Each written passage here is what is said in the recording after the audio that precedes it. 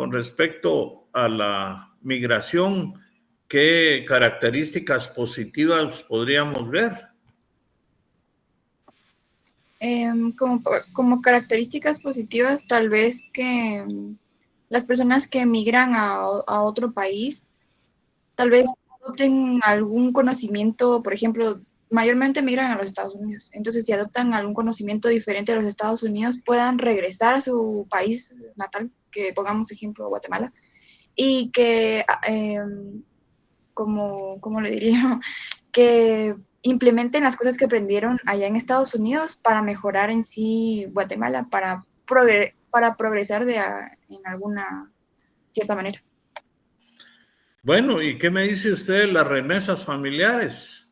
¿No es eso un rasgo positivo?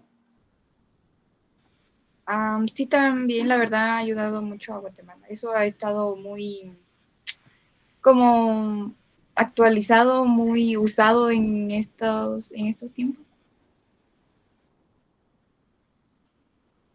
Fíjense que una de las sorpresas, yo cuando era niño fui a Huehuetenango. Me acuerdo que Huehuetenango pues era una región que cultivaba mucho café, ¿verdad? Habían muchos negocios de café, también había cultivo del trigo. Y cuando regresé, muchos años después, lo que me di cuenta es que lo que había crecido mucho era el comercio, ¿verdad? Había crecido mucho el número de hoteles y me decían que era fundamentalmente porque Huehuetenango, por ser vecino de México, era lugar de tránsito de migrantes, no solamente de los huehuetecos que se van, sino de los centroamericanos y de otros países que pasan por ese territorio. Ni modo, los migrantes necesitan dónde comer, necesitan dónde dormir. Y entonces, lo que ve uno en Huehuetenango es que muchos negocios se han crecido por esa vía. ¿Me equivoco o estoy correcto? Está correcto, doctor. Yo trabajo en un hotel aquí en Huehuetenango y me doy cuenta cómo llegan los grandes buses llenos de inmigrantes de diferentes países a quedarse para esperar que los vengan a traer para llevárselos de camino a Estados Unidos. Muy bien, Lianson. Eso es la experiencia de vida que cuenta también en la formación de una persona, ¿verdad? No solamente se aprende en la universidad, sino se aprende también de la vida, ¿verdad? Otro elemento que en el caso de Huehuetenango creo que es importante porque tiene que ver con el desarrollo, ¿verdad? Les pregunto yo, ¿y cómo está la red vial de Huehuetenango? ¿Están en buenas condiciones las carreteras, los puentes, para que las personas que producen distintos productos puedan sacar sus productos a los mercados?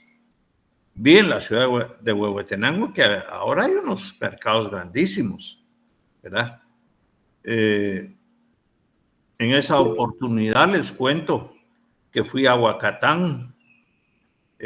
También me recuerdo haber estado en un lugar turístico que se llama el Unicornio Azul en la Capellanía, ¿verdad? Entramos también por el lado de la Mesía y subimos a los huistas, ¿verdad? A los distintos pueblos huistas. Me acuerdo que pasamos por San Antonio Huista, Concepción Huista. ¿Qué otro hay que se me olvida? Después bajamos para Santa Ana Huista. Santa Ana Huista, ¿verdad? Después bajamos, me acuerdo, para Todos Santos, y de Todos Santos subimos para la capellanía y para hospedarnos, ¿verdad? Pasamos comiendo ahí a los restaurantes esos que venden cabritos, ¿verdad? Caldos y eso. y fuimos a dormir ahí a ese hotel, el Unicornio Azul, que es de una francesa que tiene ahí una escuela de equitación, ¿verdad? Entendí que es una escuela de equitación, ahí sí que para gente pudiente, pues, porque evidentemente las clases de equitación no son baratas, ¿verdad? Y vienen hasta con sus padres y ellos mismos ofrecen hotel y todo lo demás. A ver, ¿qué dice Elizabeth Pérez? Doctor, disculpe, ¿en qué año estuvo usted aquí? ¿Cuánto tiempo estuvo?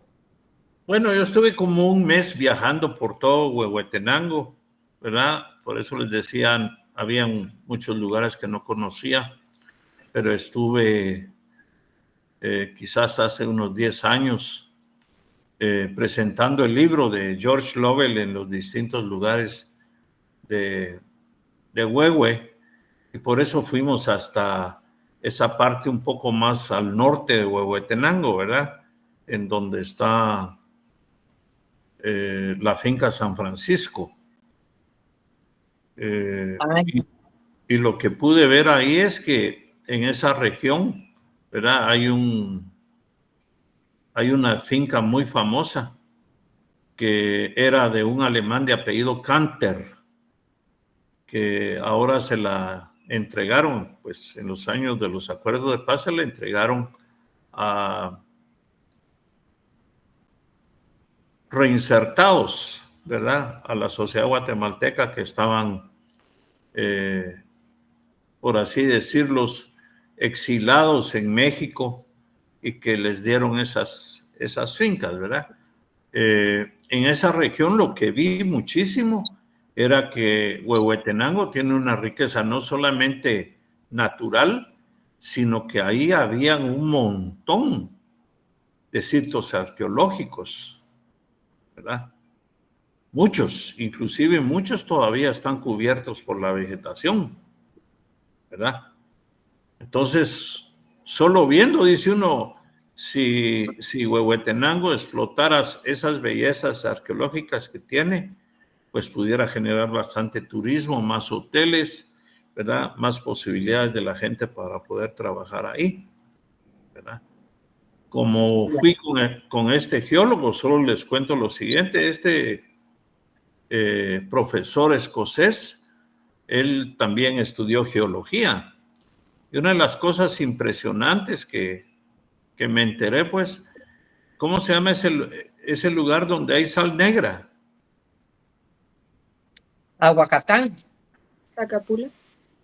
Ajá, Zacapulas también.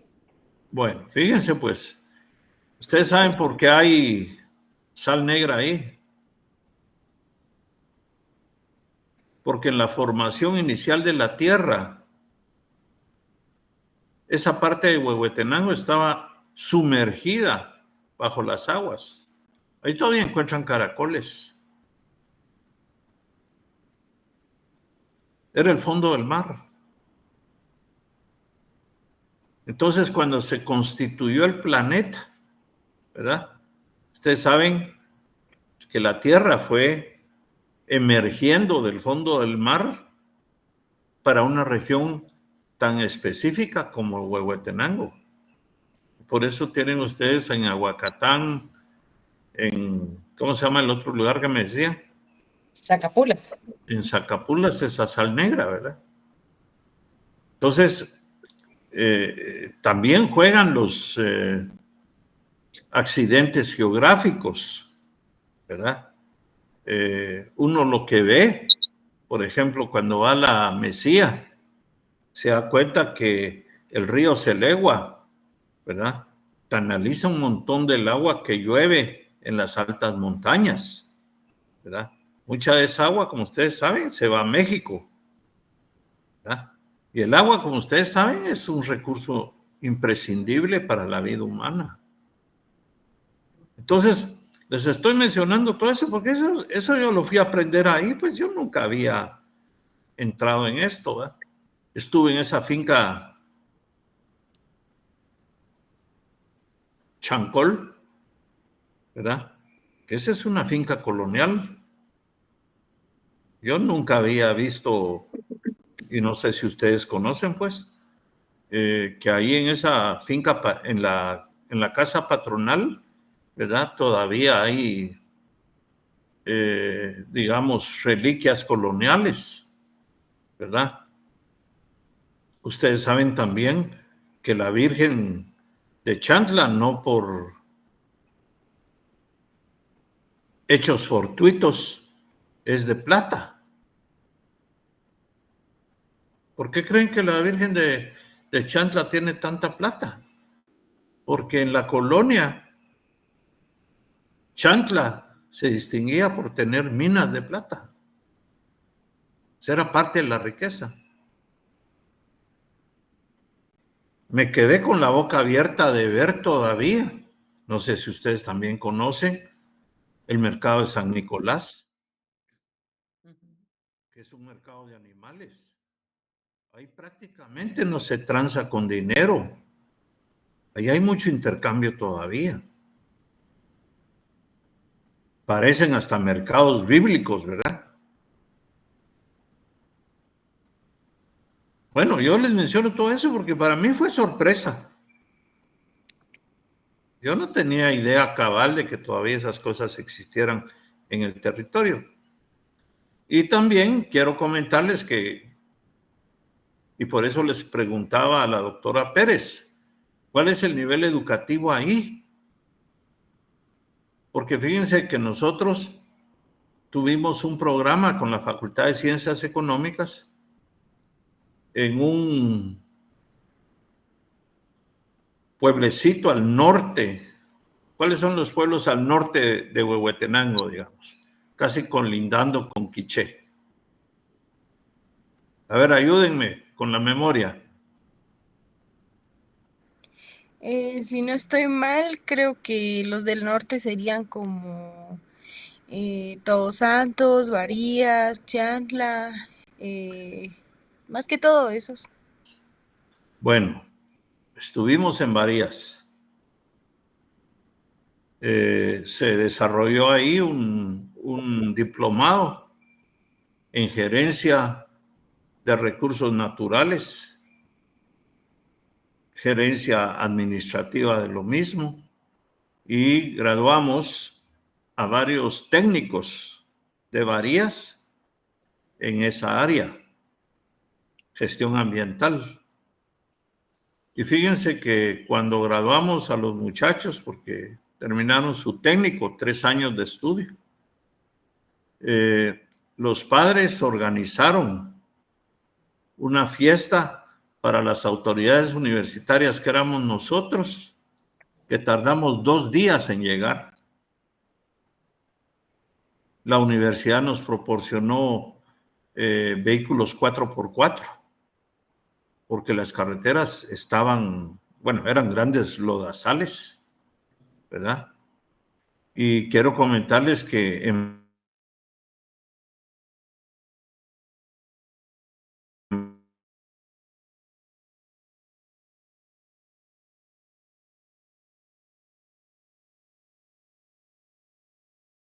y con sus abuelos. Ustedes saben que los ladinos, cuando uno se gradúa, pues yo me acuerdo haber bailado con mi mamá, ¿verdad? Pero no con mi abuela, ¿verdad?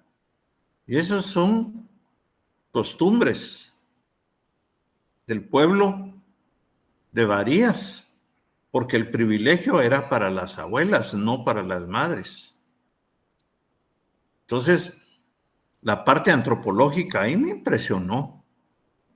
Y sonos con marimba, nada que marimba orquesta ni nada, sino que marimbas puras. Entonces, lo que uno ve es una gran riqueza. Pero fíjense que ustedes, como trabajadores sociales futuros, si quieren atender debidamente a esa población, van a tener que hablar, en muchos casos, los idiomas mayas. Si no, ¿cómo se van a comunicar? Y les comento que en este momento que está viviendo en el país, en donde hay un resurgimiento de los derechos y de los pueblos originarios y ancestrales, de las principales reivindicaciones de esos pueblos es que a sus hijos se les enseñe en las escuelas parvularias, primarias y secundarias en sus propios idiomas. ¿Será que el Estado de Guatemala tiene los maestros formados, los trabajadores sociales que puedan comunicarse con esa población? ¿Tenemos médicos, tenemos psicólogos que puedan hablar esos idiomas? Y entonces fíjese que cuando uno oye a los líderes, por ejemplo, de los 48 cantones, y en nuestra cara nos dicen, miren, es que el Estado de Guatemala ha estado trabajando a espaldas de la población mayoritaria de Guatemala. ¿Qué contestamos? A ver, Juan Alonso Vázquez Cotó, ¿qué les contestaría a ustedes? ¿Es cierto eso o no es cierto? Considero que, por una parte, sí, Lick, porque por lo que yo entendí, la igualdad es la que tiene que resurgir y, por ejemplo, aquí me he dado cuenta específicamente en la Universidad de San Carlos, por ejemplo, se ha aperturado las carreras técnicas multilingüísticas, por ejemplo, donde se quieren abarcar muchos campos para poder llegar a todas esas poblaciones que necesitan, ¿verdad?, de auxilio en, podríamos decir, en educación, en salud, por ejemplo, en que el proceso educativo de cada uno de esos niños sea mayor. Y también incluso ahora hemos estado viendo que hay adultos que, por ejemplo, ya sacan su carrera por madurez, por ejemplo, porque quieren seguir ese proceso educativo, ¿verdad? Quieren llegar a ser una persona más consciente y obviamente tener mejores oportunidades, considero yo, Lick. Pues muy bien, me alegra oír eso, ¿verdad? Porque quiere decir que la universidad de alguna manera sí está contribuyendo, a pesar de que sabemos que por muchos esfuerzos todavía nos falta mucho, ¿verdad?, para poder atender a toda esa población. Les cuento que eso que les estoy diciendo lo escuché hace 2 días como presidente del Instituto Nacional de Administración Pública. Eso fue lo que nos llegaron a decir. Mire, doctor Velázquez, pues qué bueno que usted esté aquí de presidente del INAP, pero la verdad es que el Estado no atiende las necesidades de nuestra población. Y fíjense que nosotros somos la mayoría de la población guatemalteca, los distintos pueblos originarios y ancestrales, fácilmente somos el 60% de la población.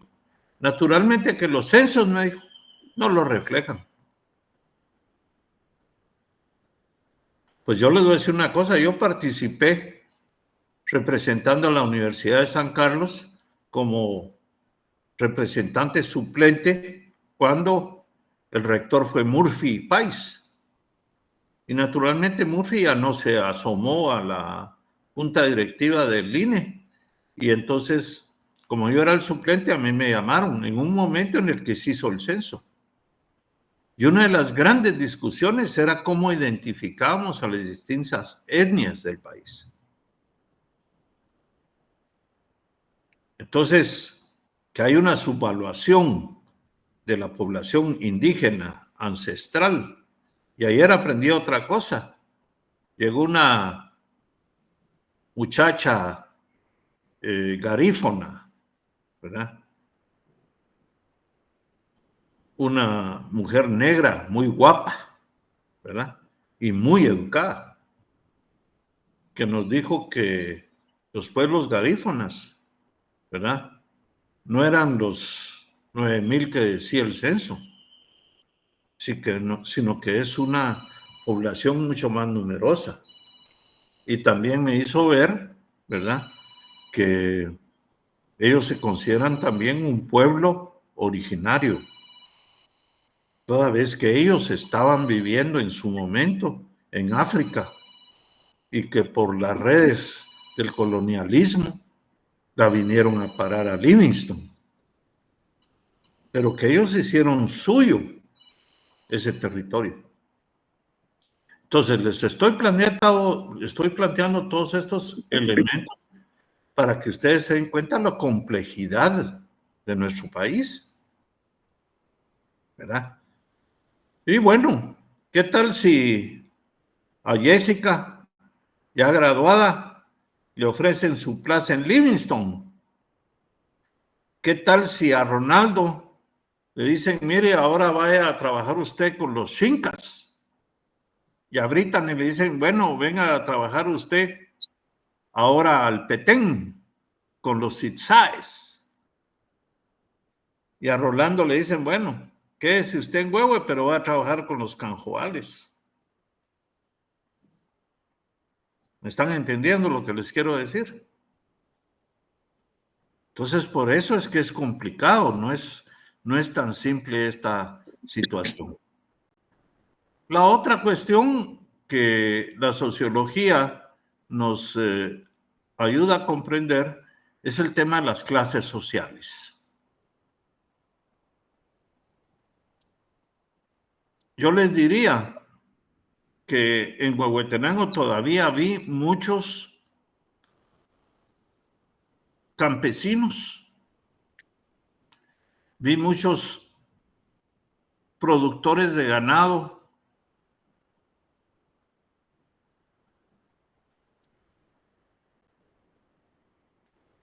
bastantes productores de cabritos, bastantes productores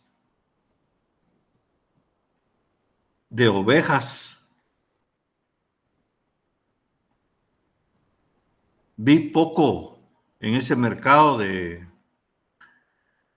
San Nicolás, vi pocas reses, vi grandes establos, ¿verdad? Cerdos muchos, ¿verdad? Y me imagino que mucho de la dieta alimenticia de ustedes mismos tiene que ver con el maíz, con el arroz, con las carnes. Me di cuenta pues que sí comen bastante cordero, ¿verdad? Hasta parece plato típico de algunas regiones de Huehuetenango. Noté que también el cerdo se consume mucho, ¿verdad? Y ustedes sabrán mejor que yo que otras carnes, digamos. Y también que otros productos, ¿verdad? De la tierra de Huehuetenango todavía se producen. También vi que Huehuetenango tiene alturas altísimas. Alguien de ustedes cuando comenzábamos la reunión me decía, es que aquí hace frío. Pues aquí en la Antigua, en donde yo estoy en la actualidad, no había frío, sino un calorón. Pero también vi que en el caso de Huehuetenango hay partes que son bastante bajas, ¿verdad? Y que ya tienen un clima como de boca costa, ¿verdad? Bastante caluroso, especialmente esa parte que se acerca al territorio mexicano, ¿verdad? Entonces, tienen todavía una variedad muy rica, pues, de climas, de alturas y evidentemente muchos bosques todavía, infestados todos de gorgojo de pino, especialmente en muchas regiones, según pude ver, ¿verdad? Y entonces, al final, uno puede ir en base a los ingresos de la gente, a las propiedades que tiene, a las labores que se dedica. Podría decir yo que vi muchos ganaderos, muchos agricultores, pero poca industria, ¿verdad? me imagino que en su momento tendrían muchos molinos de trigo, que era lo que existía antes, que todo eso desapareció también, ¿verdad? Y entonces, evidentemente, al acabarse las actividades productivas, pues también la generación de empleo, ¿verdad? Es bastante mínimo en ese departamento y en consecuencia, pues la gente para sobrevivir trata de migrar, de irse a otro país en donde las posibilidades de poder sustentar a la familia puedan ser mayores. Yo no quisiera seguir hablando, sino que me pregunten ustedes, ¿verdad? ¿Qué otras inquietudes tienen? Gracias, doctor, muy amable. Yo tengo la primera pregunta, disculpe que me aproveche.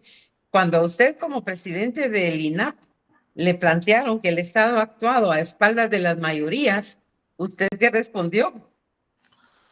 Pues mire, cuando uno los escucha a ellos y uno ve los indicadores, lo primero hay que responder es que tienen razón.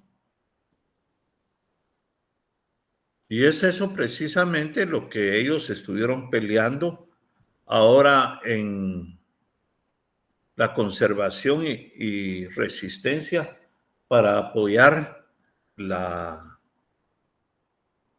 democracia en el país, cuando se quisieron, por medio del pacto de corruptos, quedarse con las elecciones que habían perdido en las urnas. Y si ustedes recuerdan bien, pues en realidad fueron los pueblos originarios y ancestrales los que se opusieron en la mayoría del territorio de Guatemala a que eso sucediera. También hay que decir que otro sector importantísimo de esa lucha, además de la resistencia universitaria, fue también la resistencia que los pobladores de los asentamientos precarios urbanos de la ciudad de Guatemala, como los de la Betania, ejercieron en el país. Entonces, como ven, no dejan de tener razón. Esa vez que yo fui a Huehuetenango, uno a veces se queja de las carreteras cercanas a la ciudad de Guatemala, ¿verdad? Que están con muchos hoyos y en malas condiciones, pero nada comparable con las carreteras de Huehuetenango, por ejemplo, ¿verdad? Que eran terribles, pues, mucho peores de lo que uno ve, por ejemplo, en los alrededores del departamento de Guatemala. Y si eso es así, ¿verdad? Me acuerdo haber estado una vez en el hospital de San Pedro Necta, ¿verdad? Y el nivel de desnutrición que vi ahí era una cosa impresionante. Y ustedes saben que las enfermedades de la desnutrición es un signo inequívoco de pobreza extrema, ¿verdad? Claro. Yo quisiera hablarles a ustedes de temas más optimistas con relación a Guatemala, con relación a Huehuetenango, pero creo que tenemos que ser objetivos. Y yo le sugeriría, doctora Pérez, que ustedes trataran. El otro día conseguí unos libritos ahí, no sé de qué manera se los puedo mandar, ¿verdad? También les preparé una presentación que les puedo compartir por correo electrónico para que ustedes en su clase empiecen a trabajar en actualizar los datos, las informaciones sobre estos temas que hablamos hoy, en el caso del departamento de Huehuetenango y en general, pues tener una visión de cómo se encuentra Guatemala al año 2024, ¿verdad? La información que nosotros podamos tener, se las comparto, pero creo que es importante que ustedes anotaran también. Hay un trabajo clásico de un huehueteco, don Adrián Recinos, que escribió un libro que se llama Monografía de Huehuetenango. Me dicen que hasta el día de hoy ese trabajo no ha sido superado Y don Adrián Recinos, pues, estaba a la mitad de su edad cuando escribí ese libro, más o menos en 1940. Entonces, evidentemente lo que se necesita es tener actualizaciones, ¿verdad?, de la situación de Huehuetenango, que yo creo que eso les va a ayudar mucho, doctora Pérez, en la formación de los estudiantes y en la formación en general de los futuros trabajadores sociales. Ahora, yo sí les quiero, compañeros y compañeras, decirles algo. Ustedes pueden tener muy buenos profesores, pero si ustedes no investigan, si ustedes no tienen el gusanito de saber más por su cuenta propia, no van a crecer mucho.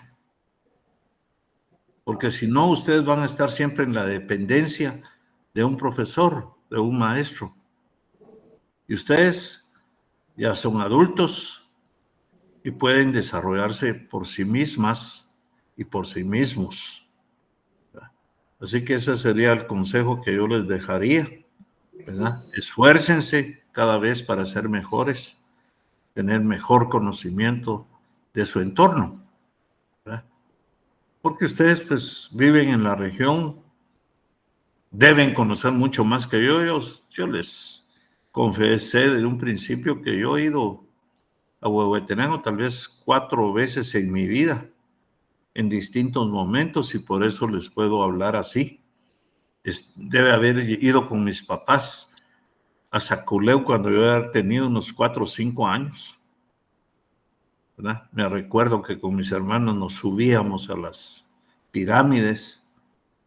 Posteriormente, ya cuando era adolescente, me iba a parrandear con mis primos a las fiestas Julias, cuando se celebraban, ¿verdad? No sé si todavía se celebran. Sí. Y después me acuerdo que ya fui como profesor universitario y ese, tal vez unos 4 viajes, ¿verdad? Y la otra que les mencioné, cuando fui con el profesor George Lovell a conocer muchos lugares, tanto que no se me olvidó uno, que es ahora pues un lugar turístico muy bonito que queda cerca de la finca San Francisco. Esta señora que es dueña del hotel ese, el Unicornio Azul, hacen, digamos, una especie de cabalgatas entre el Unicornio Azul y esa finca que les digo, que está alrededor de una laguna que tiene muchos monumentos que le sirven a los pueblos mayas para hacer ofrendas, ¿verdad? Está lleno de temazcales también. No me acuerdo cómo se llama la finca, no sé si ustedes conocen esa finca. ¿Es Chaculá? Chaculá, exactamente. Pues ahí dormimos y el alemán, que era de apellido Kanter, en realidad en el siglo XIX y principios del siglo XX se dedicaba a exportar a Alemania las estelas, los monumentos mayas de esa región. Tanto que George Lovell encontró en el Museo de Berlín, en Alemania, un montón de piezas que venían de la finca Chaculá.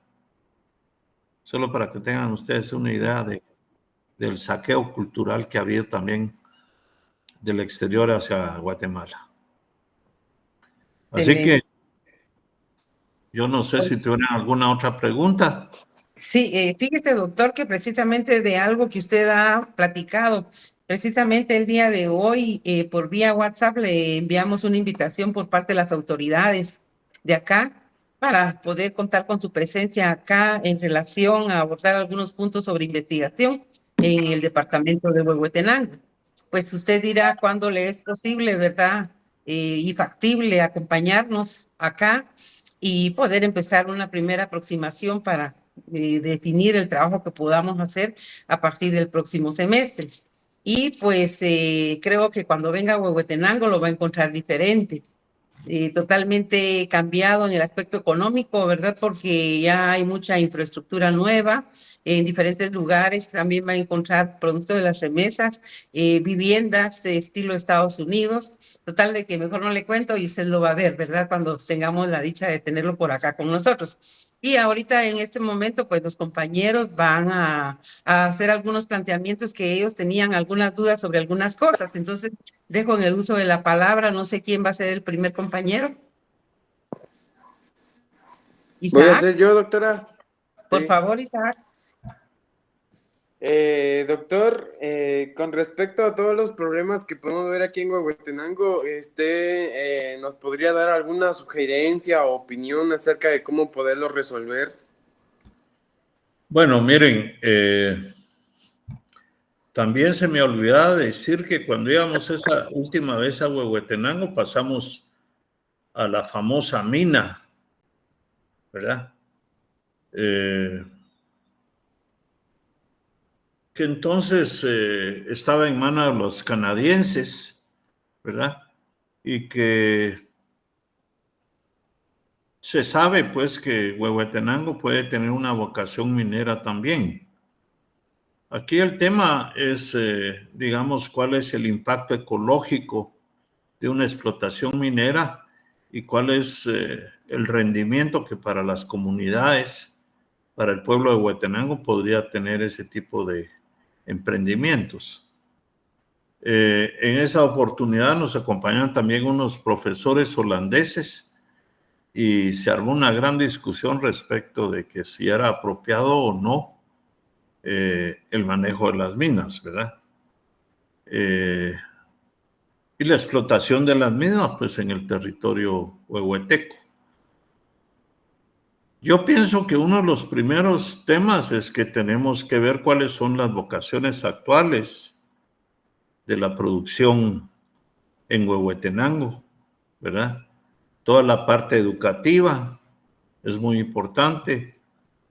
Alguna de las compañeras, si no recuerdo mal, nos decía que había que aprovechar cuando esos migrantes de Huehuetenango regresan al país, y especialmente si regresan a Huehuetenango, para ver qué tipo de negocios, qué nuevos conocimientos traen, cómo se puede impulsar, digamos, el desarrollo en las distintas partes de Huehuetenango, porque como ustedes saben, Huehuetenango es uno de los departamentos más extensos de Guatemala, ¿verdad? No es un territorio pequeño, es un territorio grande. Entonces, evidentemente yo sí creo, y por eso es que toda mi vida la dediqué a la educación. Yo creo que una población que no está educada es muy difícil que salga del desarrollo, del subdesarrollo. Muy difícil. Y entonces por eso es que ustedes también, que se están formando y que deseablemente van a terminar su carrera, cuando ustedes tengan oportunidad de apoyar a otros connacionales que necesiten estudiar, que quieran desarrollarse, pues hay que apoyarlos, porque francamente no creo que podamos salir del subdesarrollo si no tenemos gente capacitada en diversos campos, ¿verdad? Ya saben ustedes que necesitamos médicos, necesitamos trabajadores sociales, necesitamos psicólogos, economistas, sociólogos, antropólogos, ingenieros, ingenieros hidráulicos, ingenieros industriales, politólogos, cientistas políticos, etc. Entonces, como ven, la cosa no es simple, ¿verdad? El trabajo formativo que hay que hacer en un país como nosotros es inmenso todavía. Gracias por su pregunta, Isaac. A ver, Lianson Ávila.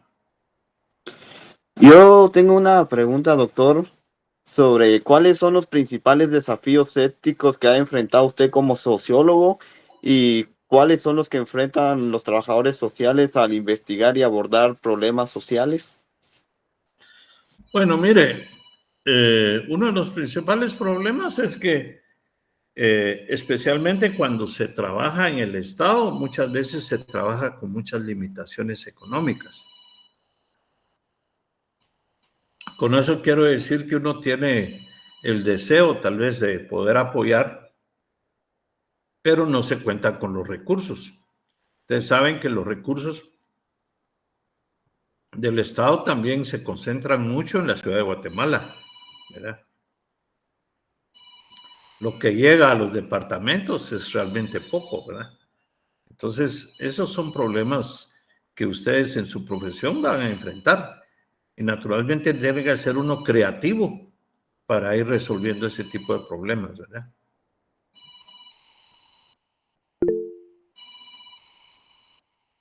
Sí, Caroline. Gracias, doctor. Yo tenía la duda de cómo pueden los sociólogos y los trabajadores sociales colaborar para abordar eficazmente la desigualdad social y la injusticia.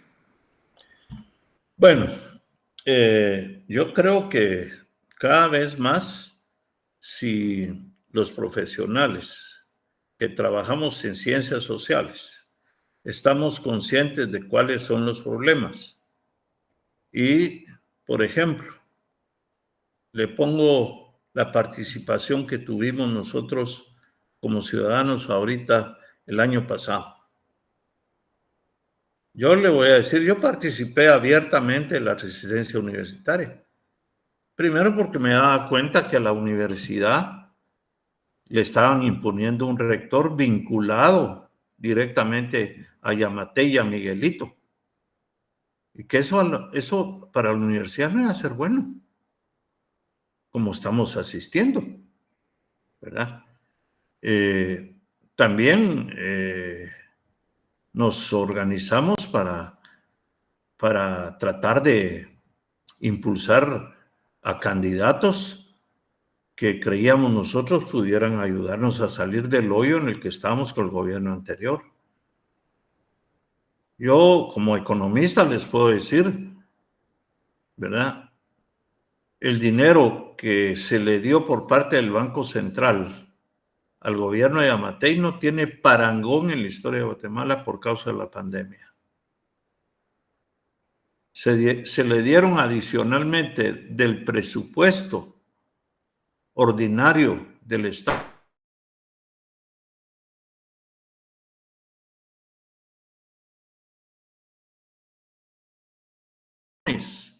de quetzales más. Yo les pregunto, levanten la mano, por favor.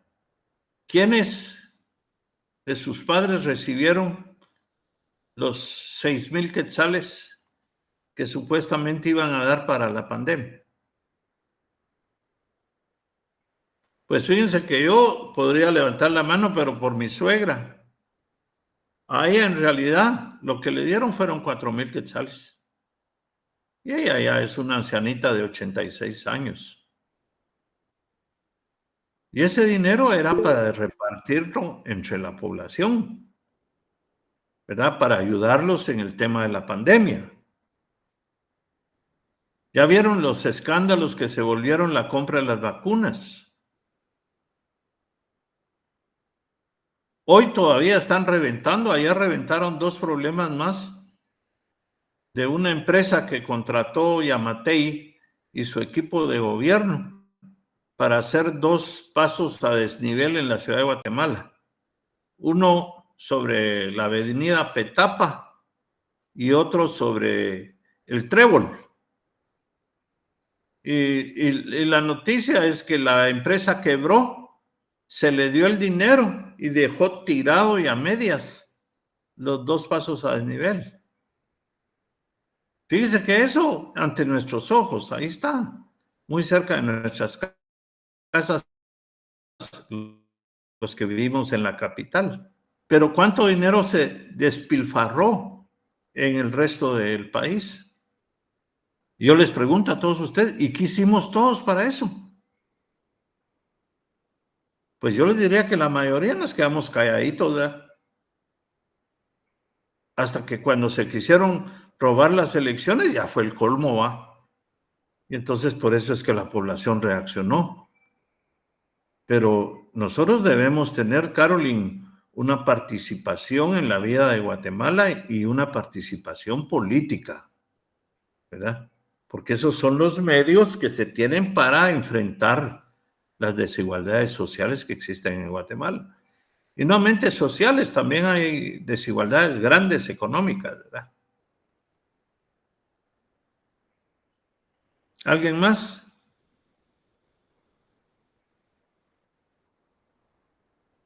Pues si ya no hubiera alguien más. A ver, Brittany.